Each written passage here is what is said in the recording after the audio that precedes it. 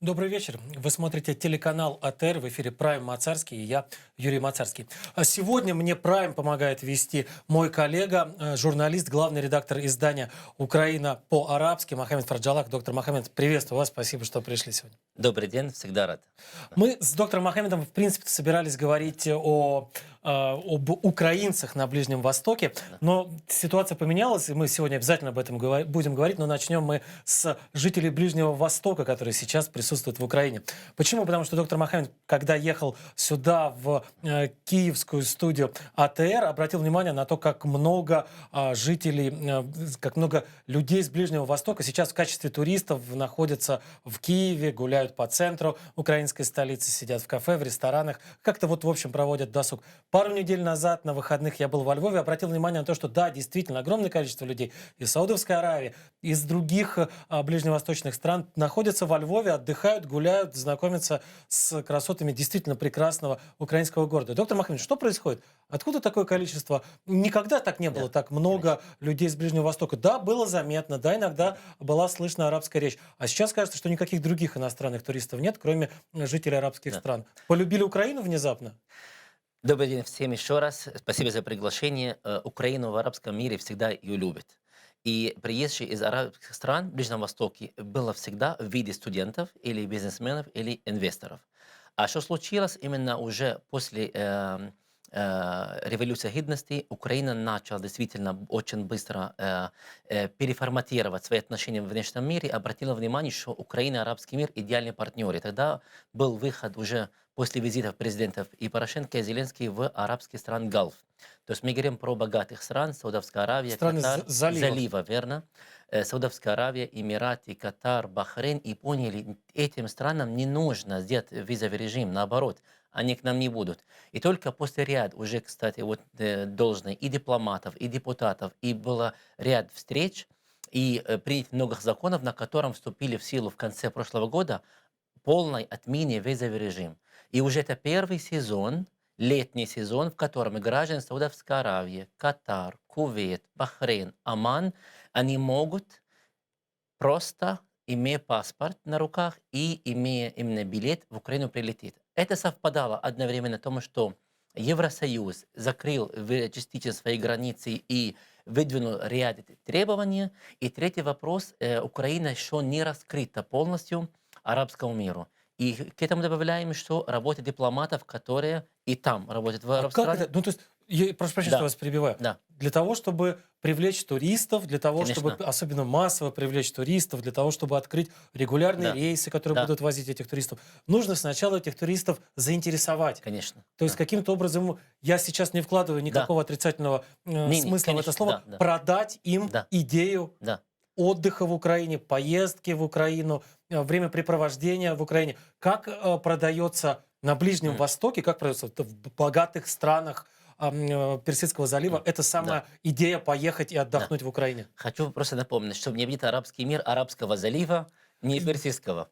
Э, Мы будем говорить просто Да, залив. залив, Просто да, залив. арабский, Давайте да. так, И да. в чем вопрос? Самое интересное, сейчас никто не продает туры. То есть это новая ниша до сих пор. Когда я общаюсь именно с этими туристами, они просто купили билеты и приехали. Совпадало именно 2 июня, когда в Украине открыли именно офис Fly Нас, это именно саудовские рейсы, Авиалиния. авиалинии, и уже с того дня, именно когда я общался с главой этой компании, у них было в плане 3 рейса в неделю. Сейчас 14 рейсов в неделю и не справляются. 14 рейсов в В неделю. неделю из Саудовской Аравии в Киев. Это только в Киев. Только в Киев. А есть же еще И Львов. на днях открыли прямой Львов. И Кувейт 13 июля открывать прямые рейсы.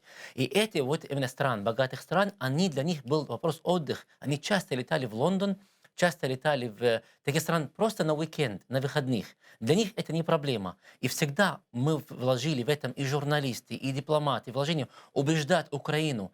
Да никто не будет стоять вашу визу в этих стран, умолять. Отменить эту визу, $70, которые в казну не будут поступать, вы заработаете гораздо больше. И когда именно это отменили, и, естественно, Украину любят в арабском мире, и еще нет вклад таких компаний, чтобы раскрутить, это работа СМИ, работа Facebook, все вместе совпадало. И тут же, кстати, Украина очень интересная. Когда они прилетают семьями, Прилетают просто ребят, просто прилетают молодожены, прилетают именно разные именно группы и уже смотрят в Украину и просто ходят по улицам и уже изучать для них Киев, потому что всегда было мышление, где Украина, ага, это там, где Россия. Была всегда мышление спутанное. И когда приехали, нет, это серьезное, огромное государство. Украина– это не Россия. Украина– это действительно, это не Польша. Это и не Европа, и не Восток. И в этом нашли себя. Им очень понравилась атмосфера. Плюс приехавший из пустыни в город, где везде парки, это огромный плюс. И сейчас я когда общался с разными туркомпаниями, я говорю, делайте уже новые предложения, чтобы, например, было вложение культура. То есть, например, чтобы они не просто отдыхали, и с собой забрали частицу наших идей. Например, пешеходные экскурсии, музей Великой Второй мировой войны, музей именно Голодомора. И таким образом мы начинаем таким образом не только, чтобы отдыхали, чтобы наши идеи там. И когда эти идеи будут болеть, кроме мы, самих украинцев и других, тогда мы начинаем получить своих партнеров-адвокатов. Второй вопрос, кроме туристов, многие бизнесмены, которые, например, имеют огромный капитал, ищут. Украина, прошу прощения, арабский мир стран и Евросоюз в последнее время очень сложные отношения. И капитал потихонечку сюда будет уходить. Если мы говорим про главный фонд инвестиций Саудовской Аравии, имея официально 460 миллиардов, он под кронпринц Бен Салманом, все время они ищут, куда вкладывать. И тут же новое направление. Что может быть Украина Да. предложить? То есть И- ведь понятно, что эти Да. 460 можно взять, освоить и потратить за 2 дня. А какие могут предложить контракты, Да. какие партнерские отношения Конечно. могут предложить украинские бизнесмены или украинские, может быть, госкомпания? Я общался с разными депутатами, которые пока это будет общаться не через 2 месяца, попросили об этом не говорить, но будут созданы фонды, официально украинские фонды, которые будут таким образом именно предложить разные проекты для инвестиций. Но интересно этим странам разные. Например, Катар, поскольку они пытаются выйти в хорошем слове именно господство над морями, именно Q-Terminals, они ищут покупать порты. Либо покупать, либо лизинг. И первый порт взяли это Ольвия, это Херсонская область. Это было всего лишь именно эксперимент. Зачем? Что они собираются через эти порты возить? Логистика. Им не нужно свое возить. Они, когда эти порты их будут вкладывать, это будут терминалы ихние, как компания Resoil, которая в Одессе этим занимается. И они будут просто на транзите зарабатывать. Совершенно верно. Это один вход. Второй вопрос. Эти компании, мы выходим на уровень global. Одна компания, когда имеет одно несчастный портик, он уже не зарабатываешь. Надо иметь свои порты во всем мире, например, где, допустим, можно выйти, когда будет товар будет доставляться из, к примеру, Индии до США, и они уже будут знать, могут просчитать. И кроме этого, это видение государства, как маленького государства Катар, в этом вложении. Арабские Эмираты, они видят то же самое, и между ними происходит именно скрытая конкуренция. За Украину они видят именно вопрос аэропорты.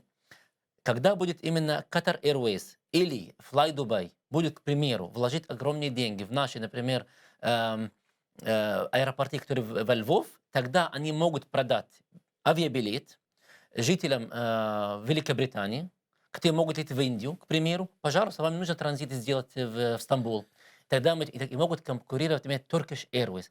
Это для нас, именно мы не только экономически, и мы находимся в очень выгодном положении. Кроме этого вопрос продовольствия. По всем вопросам, подсчетам ООН, Украина одна из 10 стран, где, слава богу, дай бог, не будет, голод не будет. Не из-за того, что есть технология чернозем, но он плохо обрабатывается. То есть есть технологии, где можно получать от гектара, к примеру, 7-8 тонн зерна, а если с новой технологией можно и 17.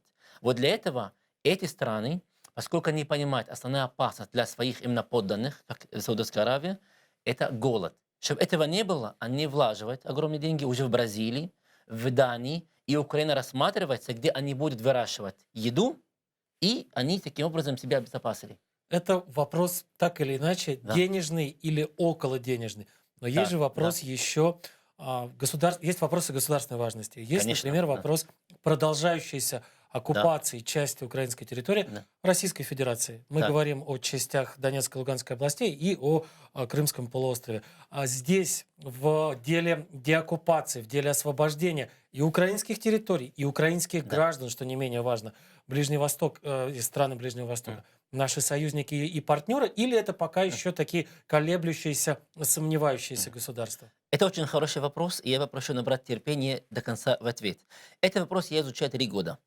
И мы над ним работаем серьезно с моим другом, народным депутатом Рустем Умеров, и он глава именно платформы Крыма. Когда мы изучали, анализировали, как арабские страны голосуют в ООН по резолюции по Крыму, мы ужаснулись, и я лично ужаснулся, что они либо воздерживаются, то есть нас либо некоторые иногда поддерживают, либо против голосуют. Начали анализировать, почему. А потому что украинская дипломатия упустила 25 лет, не дав внимания этих стран, которые открыли здесь именно своих посольства, и с ними не работали. И когда в какое-то иное государство в арабском мире посла назначают, и выбирается посол, который будет в Москве или в Киев, естественно, они выбирают посильнее, которые в Москве. Те, которые в Киев, они тоже достойны дипломатии, но они для своих государств менее важны. Но мы этим не должны сдаваться. Сейчас только начинается работа о том, что этих стран, то есть было ряд встреч. Вот, к примеру, была последняя резолюция по ООН. В основном воздержались. Я предлагал и предлагаю украинским дипломатам, ходите к этому послу, какое-то государство, что вам нужно, что вы увидели нарушение, оккупация, уничтожение именно исламских мусульманских ценностей. Это часть исламского государства, исламского уммы, мира, которое именно Россия, в кавычках, якобы друг мусульманского мира, якобы, а с другой стороны, наоборот, именно убивает крымских татар. А кто они? Они мусульмане. Вам нужно, чтобы остался крымские татары и мусульмане в Европе? Тогда вы должны защищать. То есть надо именно с таким языком с ними разговаривать. Второй вопрос. Есть ОИС, Организация исламского сотрудничества. Там входят и арабские, и мусульманские страны. И Россия там находится, давно работает. Мы там должны вступить. И ведется огромная работа. И Мина Джварова об этом неоднократно заявляла, о том, что Украина там должна быть именно хотя бы на правах наблюдателя. Но для этого нужно поработать с каждым отдельным государством, чтобы голосовали, нас туда включали, и тогда будем свои защищать. Поэтому эти страны, когда не голосовали, воздержались или не поддержали, от незнания и до конца недопонимания вопрос Крыма. Мы должны им больше объяснить, что Крым оккупирован, так как Синай был оккупирован. Крым оккупирован, так как голландские высоты оккупированы. Вот эти параллели объяснить и доказать им, что Украина вам нужна, как надежный партнер, и тут на сторону правды. Если вы, не дай бог, не будете с нами работать для деоккупации, это будет дисбаланс, то, что происходит по моральной части, и тогда оккупант пойдет шире. И мы знаем, Россия пошла шире. Она и пошла и в Сирию, и пошла уже пытается свои именно адженды продвигать в Ливии. ЦАР. И последняя ликвидация президента Чада, есть серьезные подозрения, что ФСБ за этим стоит, чтобы им помешать французов. Там президент был убит, и об этом по утечке информации, разведданных, за этим Россия стоит. То есть уже пошла дальше. И есть изменения к лучшему. Судан, одна из стран, которые голосовали против нас, которые признали Крым, России, к сожалению, надо с ними поработать. И уже эта страна уже в этом году отказалась России в строительство военной базы на своей территории. То есть есть изменения, но мы должны больше с ними работать и максимально открыть своих украинских посольств в этих странах. Работа ведется, но есть стереотип, в котором мы должны бороться и выйти. Сейчас вопрос уже наконец начали переводить украинские именно книги на арабском языке. Есть уже крымско-татарские именно поэзии.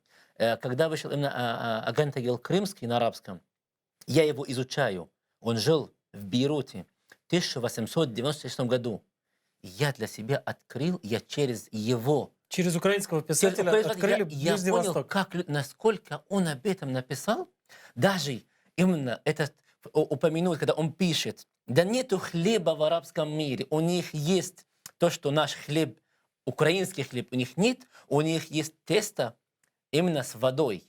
И этот хозяин с волосатыми именно пальцами достал муха из супа, отдал меня. Как ему объяснить, что мне этому не нравится? И именно эти тонкости описал.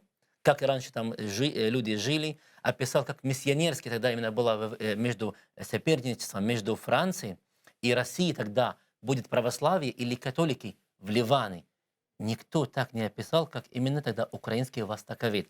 Мы должны больше работать и показать. Могу сказать следующее, что общаясь с дипломатами, со всеми арабскими стран, я задаю вопрос, почему вы голосуете, почему вы воздерживаетесь?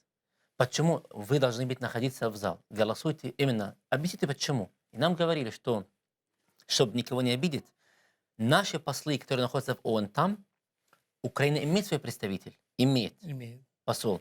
Он с ними, я так понимаю, я его понимаю, много работы, но он с ними не работает напрямую. Он дает должное больше, например, Канада, США, Евросоюз. Важно, но тоже Уже нужно старые поработать. устоявшиеся Надо партнеры. подойти к этим людям, именно посол, который будет голосовать.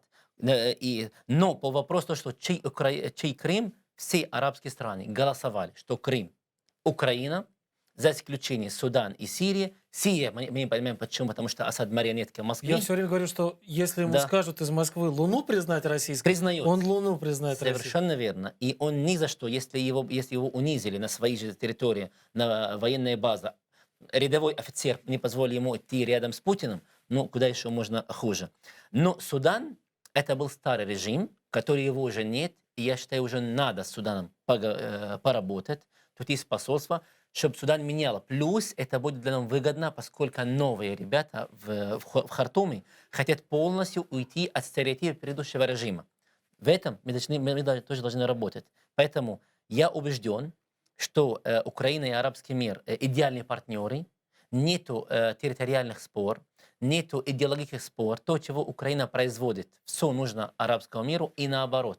Украина может найти в Я вот, арабском мире... кстати, Слушай, да. заметил, что всюду или почти всюду в арабском мире обязательно можно встретить что-то, какие-то украинские товары. Вот в Ираке продается там Да, украинские печенье, украинские конфеты. В Сирии еще в начале войны, не да, знаю, как сейчас, меня там давно не было, продавалась почти на каждом углу украинская водка. да, И вот так да, вот всюду, на западном берегу реки Иордан тоже можно найти мороженое украинское. Вот украинское да, мороженое продается.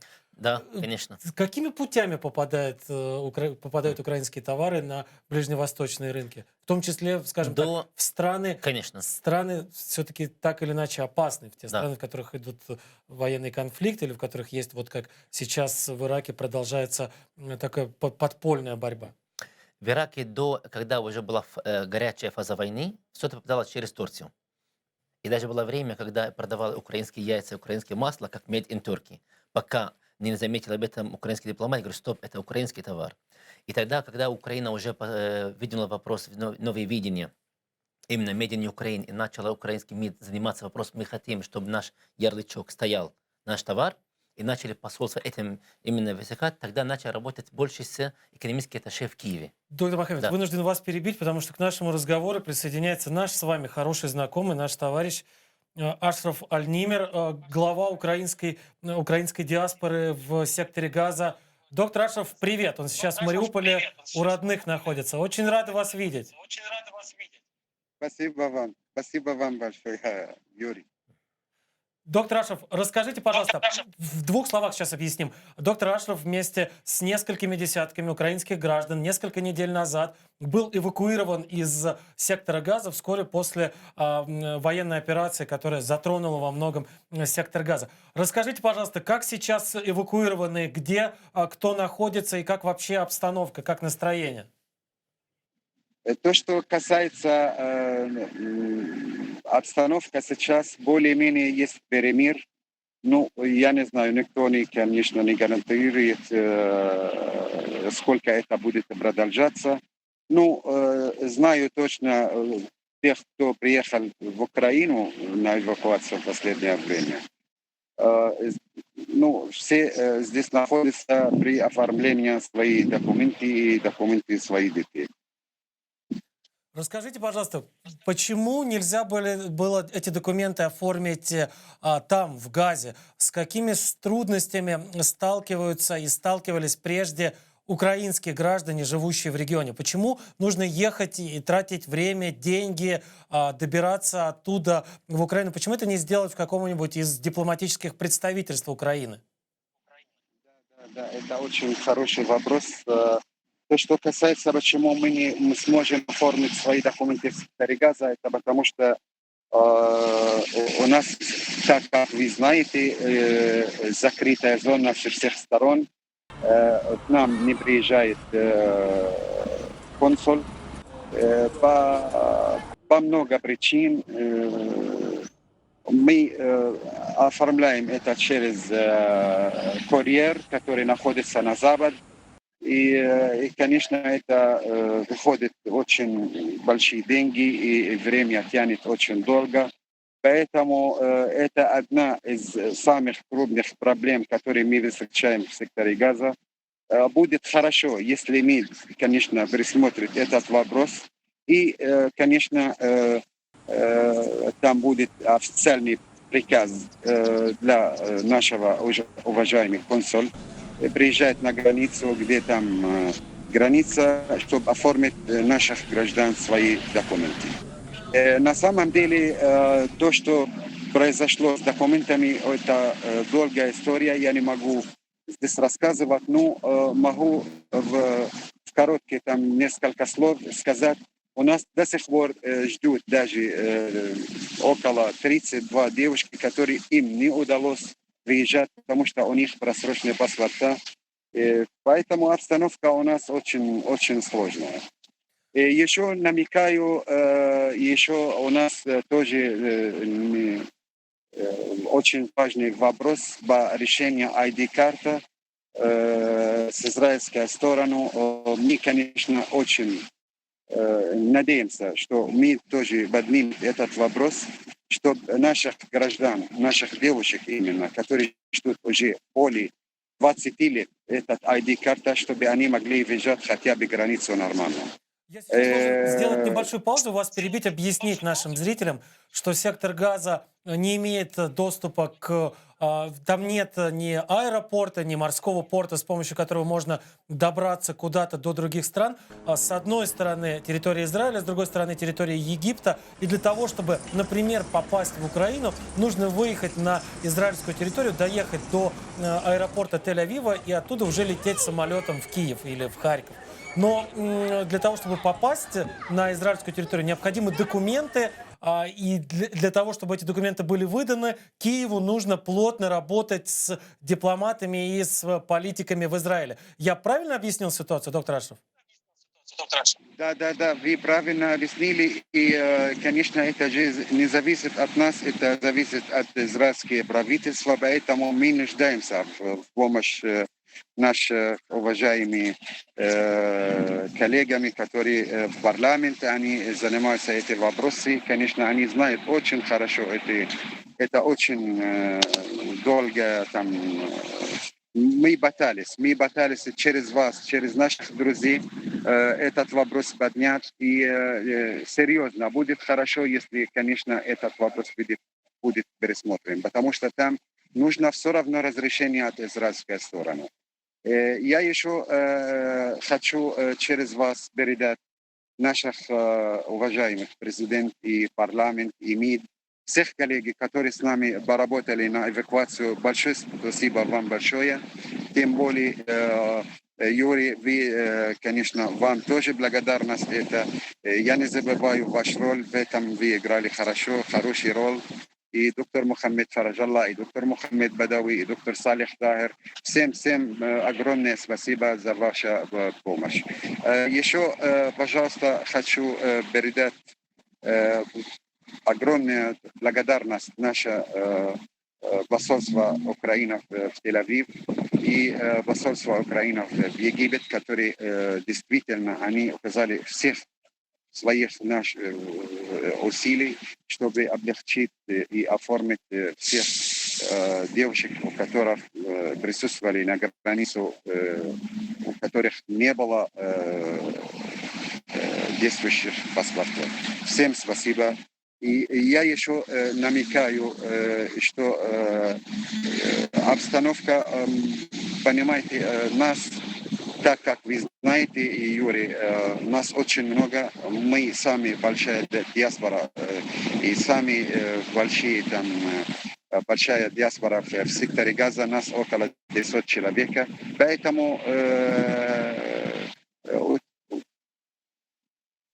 просим у наших уважаемых президент и премьер-министр, и парламент, и депутат, и правительство, пожалуйста, обратите внимание на ваших граждан, которые живут в секторе Газа. Потому что действительно ему нужно всегда как-то помощь. И мы действительно надеемся на вашу поддержку хотя бы в оформлениях наших документов и виз, решать некоторые вопросы, касающих израильских правительства, которые облегчает наших граждан попасть на границу в любое время, так как любой нации это сможет сделать в любое время. Мы, конечно, мы не можем заказать билет и поехать в любой стране, потому что нам нужно все равно разрешение от израильской власти. И то, что касается с египетской стороны, конечно, граница не всегда она открыта для всех, поэтому нам за 6 месяцев нужно заказать очереди и занимать эту очередь. Это долгая история. Поэтому, пожалуйста, обратите внимание на наших общих там и важных вопросов в ваших интересах. Спасибо Да, вам большое, доктор Ашев. Я очень надеюсь, что все будет разрешено в пользу украинских граждан, потому что это действительно украинские граждане, потому что это действительно наши земляки и землячки. Напоминаю, к нам сейчас к нашему разговору присоединялся Ашраф Аль-Нимер. Он руководитель украинской диаспоры в секторе Газа. Сейчас вместе с несколькими десятками других украинцев, которые живут постоянно в секторе Газа, он находится в Украине, потому что благодаря украинской дипломатии, благодаря помощи в том числе и украинского МИДа, и украинских посольств на Ближнем Востоке, удалось нескольким десяткам украинцев из сектора Газа приехать, по крайней мере, на время в Украину. Сейчас они занимаются оформлением каких-то документов. Я так понимаю, что рано или поздно все вернутся в сектор Газа, потому что там их дом. Газа их дом.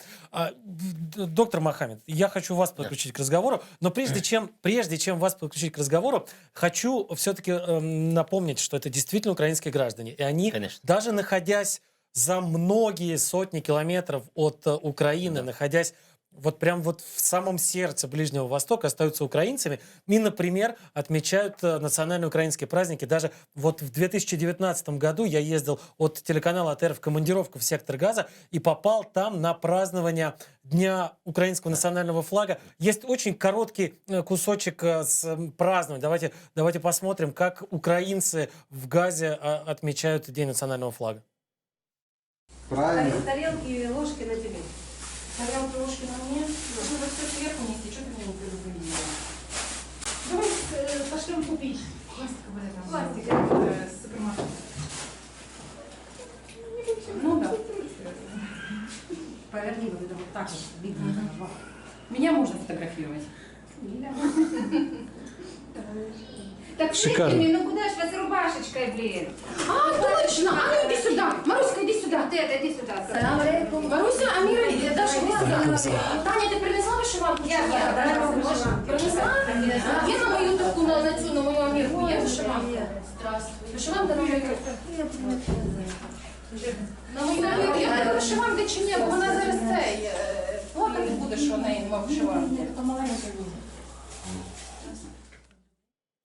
Такое во многом импровизированное конечно. празднество, оно в стоматологическом кабинете мужа одной Да. из женщин. Почему? Потому что сектор Газа — это 2 миллиона человек, живущих на очень небольшой территории, и действительно сложно найти место, просто потому что это действительно почти полностью городская застройка с совсем небольшим количеством каких-то мест для отдыха и мест для проведения досуга. Расскажите, пожалуйста, как попадают украинцы на Ближний Восток? Как вдруг в самых разных, в том числе в таких непредсказуемых местах, как сектор Газа, вдруг образуются большие и часто многолюдные, вот такие, как в Газе, диаспоры украинские?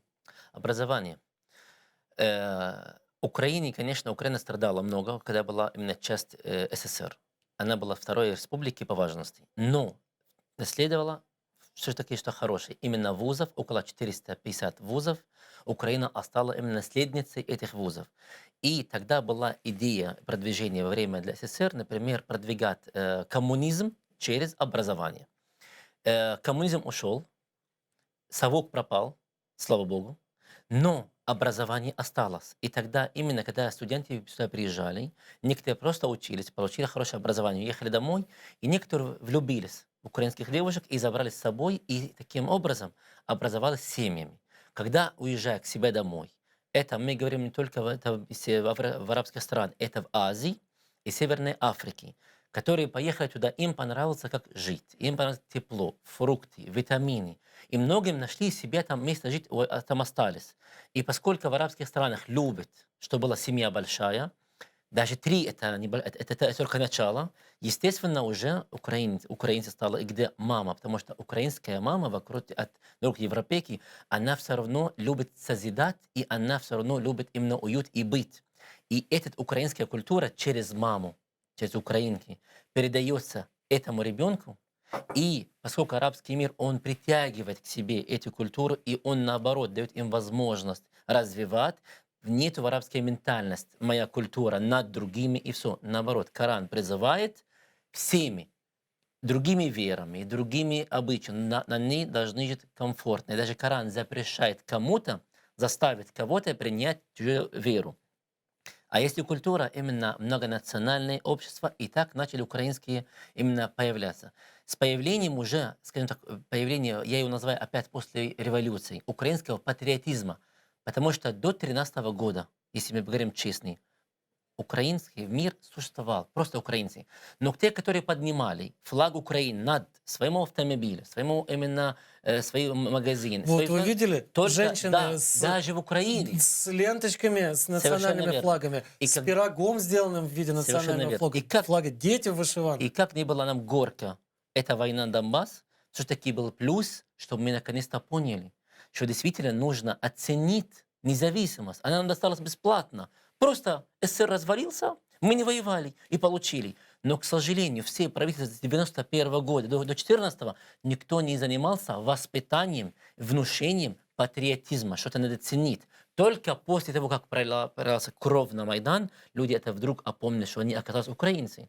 И, естественно, эта идея пошла во всем мире, и каждый украинец, который находится в Палестине, Западный берег, или в сектор Газа, или в Ирак, или в Иран, везде, начали группировать. И роль, кстати, дипмиссии был важен, потому что консул начал этих собирать, требования от МИДа, и самих именно продвигать идеи.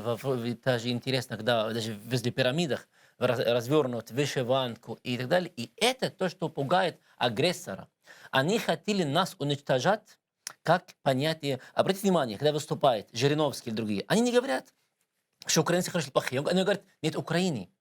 Они не хотят признать, что есть другой народ, называется украинцы. Они не хотят. Который хочет быть И когда отдельным, который они- считает себя отдельным, Верно. другим. И когда они видят вышиванку или видят флаг, как будто вы меч подняли для них. И вот то, что страшно. А когда они видят, что украинская вышиванка поднимается с Бразилии до Индии, и вот тогда это самый сильный сигнал, что они проиграли. Здесь я хочу комментировать вопрос, что касается сектора Газа. Я не скрываю, что мне не понравилось, и мне не нравится изменение введения нашего МИДа или аппарат президента в отношении кризиса. Есть проблемы на Ближнем Востоке. Это Украина и Израиль. Украина здесь ни при чем. Это многолетний кризис. Я всегда призывал, Украина должна занимать либо взвешенной взвешенной именно позицию, либо никакую. Всегда Украина призывала все стороны к столу переговоров, к мирным, законные разрешения кризиса на основе международного закона. В последнее именно обострение. Война между сектором Газа или Хамас, или Палестина, можем как угодно, Израилем, где именно было убито 264 палестинцев, из них 1/3 детей. С той стороны тоже каждая жизнь цена. И неважно, это был евреем, был арабом, каждая цена. Но тем пострадали гораздо меньше 10. И Украина осуждает, официальная власть осуждает обстрелы Хамаса, но не осуждает F-16, который ударит по жилым домам, вот этот сигнал для, как раз для Арабского залива. И тогда Россия, этим я наблюдал в арабских СМИ, когда выходит в арабские СМИ, которые подвластны России, вот видите, мы сказали, что вам еще Украина это второй Израиль. И начинает бить по нашим, именно, по нашим имиджам. И нас тянут в ту проблему, которая она нам не нужна, и мы не можем там ее решать. Я бы призывал именно украинский МИД снова пересмотреть ситуацию, изучать международный, они знают международный мир, и уже призывать его соблюдать. Поскольку, если будет волна подниматься в арабском мире больше и больше, потому что Украина, я извиняюсь, типа это продано евреям, Украина это полностью под колпаком Израиля, мы начинаем терять именно доверие. Это Слушайте, арабского ну туризма. это же попытка каких-то не очень далеких ксенофобских, пророссийских или откровенно но российских персонажей. Согласен. Ну, Мы с этим боремся. не, Когда- не может же там весь арабский мир взять и поверить в российские Нет, не, вот не- эти вот... не может, но, байки. но они начали серьезную информационную войну, и этим просто я это воспользуюсь, чтобы этого не было дальше. Сейчас, например, в Украине, естественно, мы всегда выступаем на арабском языке везде, мы всегда подтверждаем, что Украина толерантное государство, и здесь все живут на равных. Неважно, какая национальность, какая-то вера. Главное, почему? Если Украина именно имеет огромный имидж и огромный шанс, то, что мы нейтральные, у нас один кризис, это с Россией. Все, больше нам не нужно никаких кризисов. То же самое мы занимались нейтральной позицией, когда саудовский, катарский кризис, был, да. конфликт, и это было мудро. Мы должны во всех конфликтах именно просто отмеживаться. И заниматься, и тогда к нам будут обращаться со временем. Может быть, Хочу вернуться все-таки к украинцам и к Да. украинкам в Газе. Да. Вот, мне кажется, действительно, вы очень правильную историю подметили, что после 2014 года, после революции достоинства, после того, как стало понятно, что над украинской независимостью, вообще над существованием Украины как государства нависла угроза со стороны соседнего агрессивного соседа, ну, соседней агрессивной страны, Да. украинцы начали понимать, что они украинцы. Украинцы начали больше ценить вот эту вот какую-то Конечно. общность свою национальную. Я сейчас национальное использую только в политическом смысле. Ну, потому конечно, что да. это множество Патриотическую идею. самых разных Да, народов, да. которые ощущают себя украинцами. Это очень хорошо. Конечно. Ну вот с чем столкнулись украинцы в секторе Газа? Говорят, что нет у них Да. возможности воспитывать детей в украинском духе, нет возможности дать детям представление о том, что такое Украина, что такое украинская история, что такое в принципе украинский дух. И вот жаловались украинцы в Газе на то, что не могут учить детей так, как они хотят учить детей, в том Да. духе, в котором хотели бы, чтобы росли их дети. Давайте посмотрим. Чому наші діти не мають можливості вивчати українську мову? Чому наша держава навіть не думає про те, що тут є громадяни України? Можна подивитися, наші діти вдягнені в вишиванки. Ну це щось, мабуть, значить. Чому ми не можемо просто відкрити якийсь центр, де наші діти зможуть вчити українську мову? У нас навчання безкоштовне. І це прописано в Конституції України. І у наших дітей є такі точні права, як і у громадян, які живуть в Україні. Це реально наше питання, яке болить. Тому що більшість тут дітей, якщо вони говорять мовою, то тільки російською. Дуже важко дітей своїх навчати в домі, коли повністю вся обстановка арабська.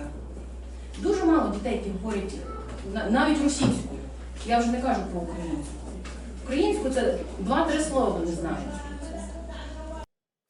Вот так вот люди Да. живут, вот так вот пытаются сохранить, даже в мелочах, Да, даже конечно. в одежде, даже кстати, книги по-украински читают и пытаются смотреть фильмы, передачи по-украински, пытаются следить за тем, что в Украине происходит. Замечу, знаете, что самое, вот Да. с моей точки зрения, самое опасное? Очень мало кто обращает внимание на украинские диаспоры, вообще разбросанные по Ближнему Востоку. и они из-за этого чувствуют себя брошенными, они из-за этого чувствуют себя обиженными. Кто от этого выигрывает? Российские пропагандисты. Верно. Потому что в том же самом секторе Газа есть, например, корпункт пропагандистской Russia Today, которые вот как акулы вокруг жертвы кружат вокруг украинской диаспоры и пытаются любыми способами влезть на какие-то праздники, влезть на какие-то там торжества, связанные там с государственными, с частными, с личными либо какими-то делами. И потом все это выдать в нужном им свете, продемонстрировать. Вот смотрите, а на самом деле украинцы это не отдельный народ, это просто одетые в вышиванки русские, которые вот поют красивые песни, вот там, значит, вареники делают. Но на самом деле они такие же русские, вот даже нас вот сюда пускают на свои праздники. Юра, Юрий, должен тут немножко защищать нашего правительства, поскольку это больной вопрос, это серьезный вопрос, но не все сразу. Мы должны понимать, что, во-первых, возможности у России гораздо больше, и она к этой войне готовилась.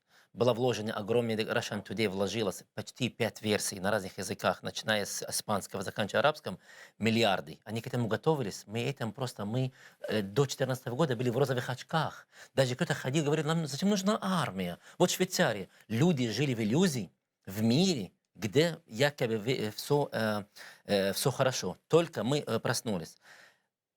Есть вопрос диаспоры. Это настолько необходимый, важный инструмент. Любая страна имеет свои диаспоры. В той стране она имеет своего представителя и постоянного посла, и постоянного адвоката. Украина, когда начала заниматься, этим я заметил во время Порошенко, этому дало больше внимания. С новой властью я это заметил меньше. Но они не успели. Но было первое внимание. Украинская диаспора в Канаде, в США, в Бразилии, в других странах, где-то там люди уже влиятельные, что повлияет на решение. В этих странах не успели, но нужно этим заниматься. Я считаю, там в МИД, я был в МИД Украины, есть какой-то отдел заниматься украинской диаспорой. Но надо больше работать, чтобы выйти на контакт с этими диаспорами. Когда пойдет День украинского флага, чтобы вышла картина, был глобализм, чтобы вышли дать им сигнал, чтобы вышли с украинским флагом. Именно с Марокко, с Рабат до Дохи. Ну, в Марокко, кстати, выходят. Вот, в Марокко, и там, естественно. там очень активная диаспора. Конечно. Там зависит от посольства. Например, я был в Арабские Эмираты, и там уже посол, который Юрий Полурейс, заканчивает свою каденцию, уже мне презентовал и школу на украинском языке, и детский сад. Там другие возможности. И местные бизнесмены помогли. Это хорошо. Украинские посольства огромные здания берут. Кто его построил? Арабский бизнесмен. От любви к Украине он построил, передал ключи, дал компьютер и живите. То есть у нас есть огромный актив, у нас, в Украине, что нас любит. Но мы должны это правильно использовать. Есть третий вопрос. Надо найти форму, какую-то форму в закон. Есть проблема в законе, например, что Украина не может принимать частных денег, например, для строительства какого-то центра. Хорошо. Я не говорю, что должны дать деньги чиновнику, но можно придумать форму, где приходит бизнесмен или, например, какой-то человек любит нас, пускай строить этот центр. Берете на баланс Украины, например, украинская диаспора, он получит почетную доску, ему это приятно, и это ответ нашим детям. Поэтому нужно работать, но Украина пока не может это все выйти. Но после ковида мы научились работать онлайн. Можно разработать школу украинской онлайн. Нет худа без добра, получается. Да, онлайн, в котором будут вести украинские дети и в Газа, и в Аль-Халиль, и в Каир, где могут зайти изучать украинский язык. И вопрос диаспоры, надо понимать, где ты находишься, всегда это язык сильнее. Мои дети, арабские, очень плохо знают. И не знают. Почему? Потому что мы в Украине. Мои дети знают идеально на украинском языке, на русском. У меня был план их отправить домой. Еще бы они там научились арабский за год, тот же ковид, мои планы накрылись. Но сам факт, они на арабском своем не общаются. Если бы я жил в Палестине, они бы точно общались на арабском и плохо знали украинский. Поэтому это нормально, где находится. Я вспомнил про диаспору, когда был в Бразилии 2 года назад, общаюсь с украинской диаспорой. Насколько именно украинская идея сильна. Расскажите, расскажите, потому что я сталкивался на Ближнем Востоке с украинскими диаспорами, и с отдельными украинцами сталкивался. А вот в той части света, это для нас загадка. Сколько в Бразилии украинцев, и откуда они там взялись? Я не знаю численность, но сейчас расскажу. Я всегда был уверен в том, что диаспора тому, чтобы сохранить себе от идентичности другого общества. То есть, если я мусульманин, нахожусь в христианском обществе, я сохраняю себе подобных. Но если я мусульманин, в мусульманской стране зачем объединяться? Эта идея у меня была так, до Бразилии. Когда я приехал туда, и приехали именно в Рио-де-Жанейро, потом приехали на юг, в Куритибу, и нам встречает украинская диаспора, где чистой украинской мовой. Я говорю, я не знаю украинский хорошо, давайте по-русски. Они говорят, а мы его не знаем. И только через именно ломаным английским и на украинском я общаюсь с ними. Они выехали во время тогда, когда царская Россия начала уничтожать украинцев в 1890-х годах из Львовской области, Ивано-Франковской области, и потом во время эмиграции, когда продавали земли. Австро-венгерская Да, империя. да, именно. И во время потом начала нашего голодомора, и они там приезжали, люди бегали от Украины и просто от бед, это сильные люди. Оставались те, которые сопротивлялись, были уничтожены, и поэтому в генах передавалось там сильных, здесь другие люди, украинцев. И там начали, именно надо было земли. И когда я видел украинскую церковь православную, деревянную, я думал, так, Бразилия, христианская страна. Нет, мы храним православие. Я говорю, дальше расскажите. И у них своя школа, украинская школа. Я говорю, дальше. И показываю мне Петриковский роспись и вышиванка. Это национальное достояние Бразилии. Я говорю, стоп. А кто ее признал? Говорит, Тамер. Кто такой Тамер? Президент Бразилии, арабский мигрант. И они, как там свои тарелки, уже настолько их влиятельные, эти уже диаспоры, украинские диаспоры Бразилии, уже знают их отдельно созидательные люди, которые не ленивые, не пьющие, доброжелательные, законопослушные. И украинская диаспора уже стоит, глава украинской диаспоры позвонить именно губернатор Куритиба, на второй день его принимает, слушает, что нужно, делают.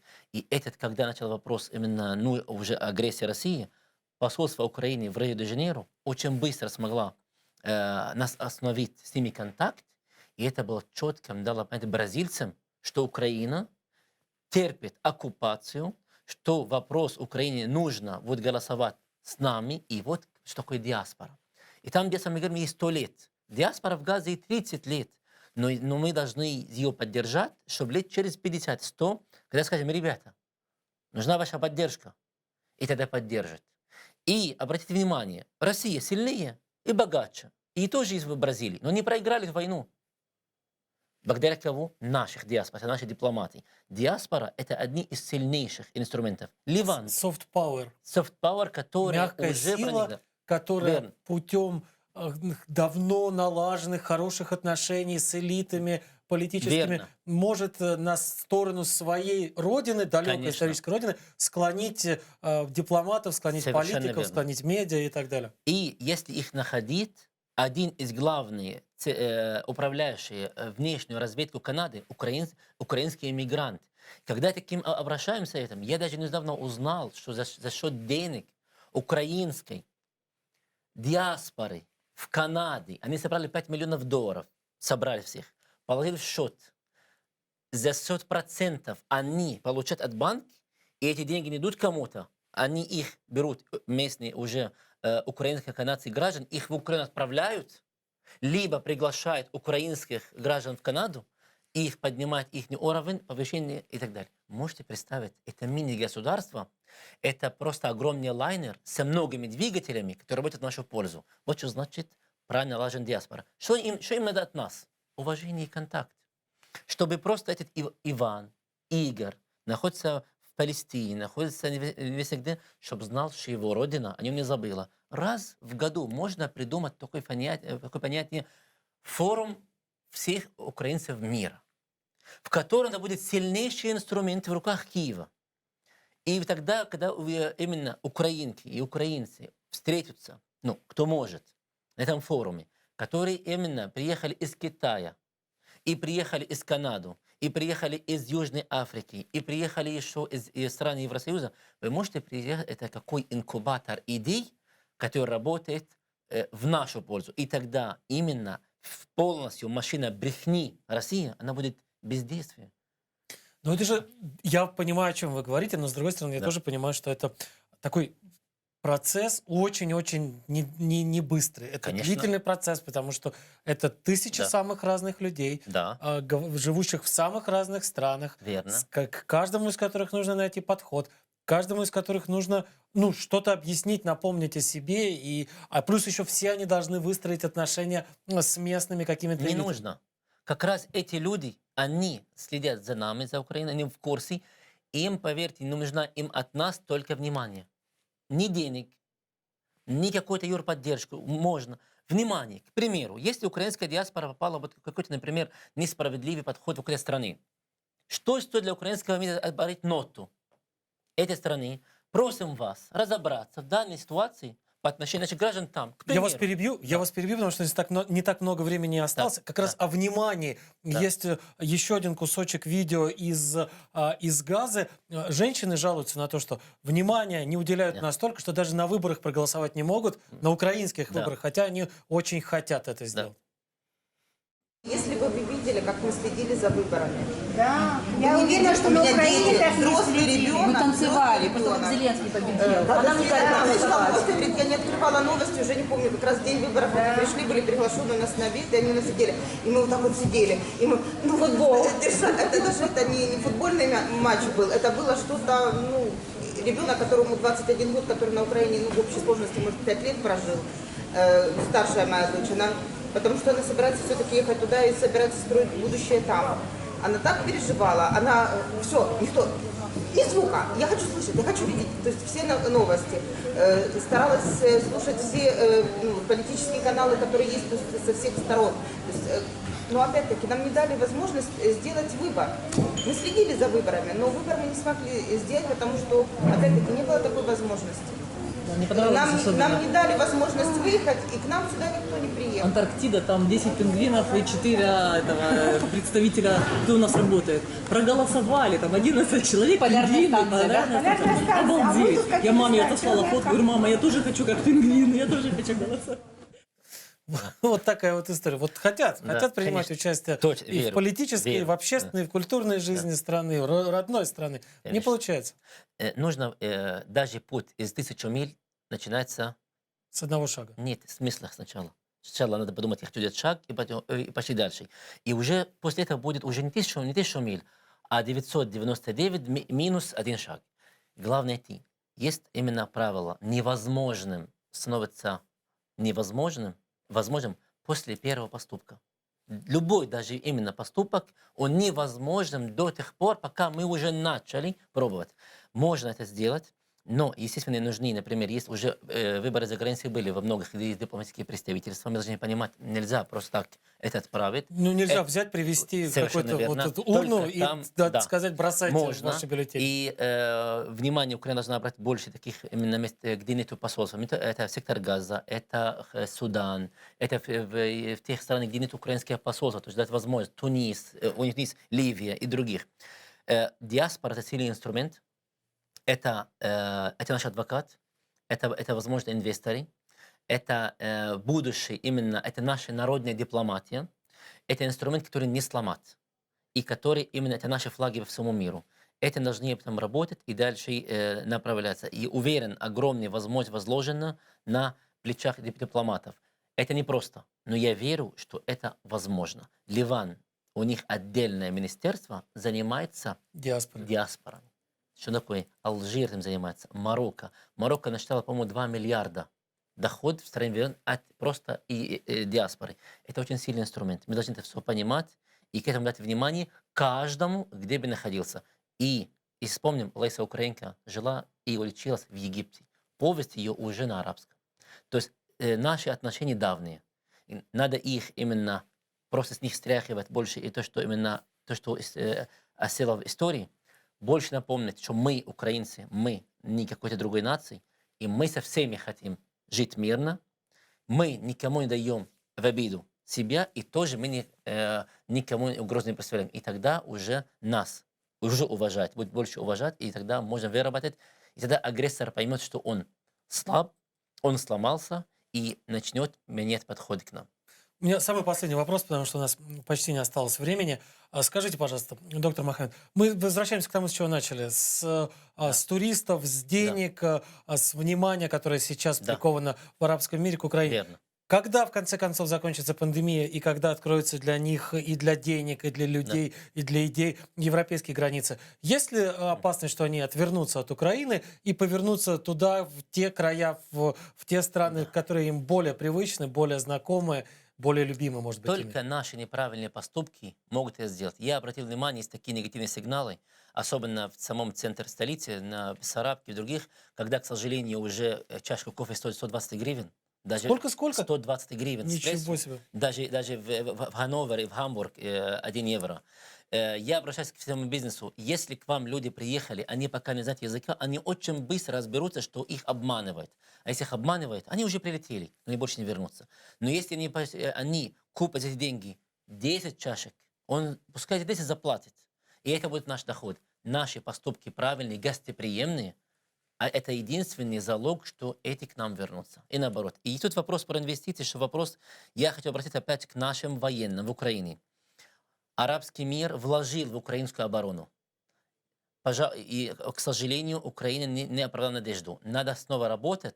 Нам нужны инвестиции в нашей именно оборонной системе, чтобы могли выстоять этого. Нам нужно об этом работать тоже. Спасибо большое, доктор Мохаммед. Я напоминаю, что сегодня гостем программы «Прайм Моцарский» в эфире телеканала АТР был Мохаммед Фараджалах, главный редактор издания «Украина по-арабски». На этом прощаемся. До скорого. Всего хорошего.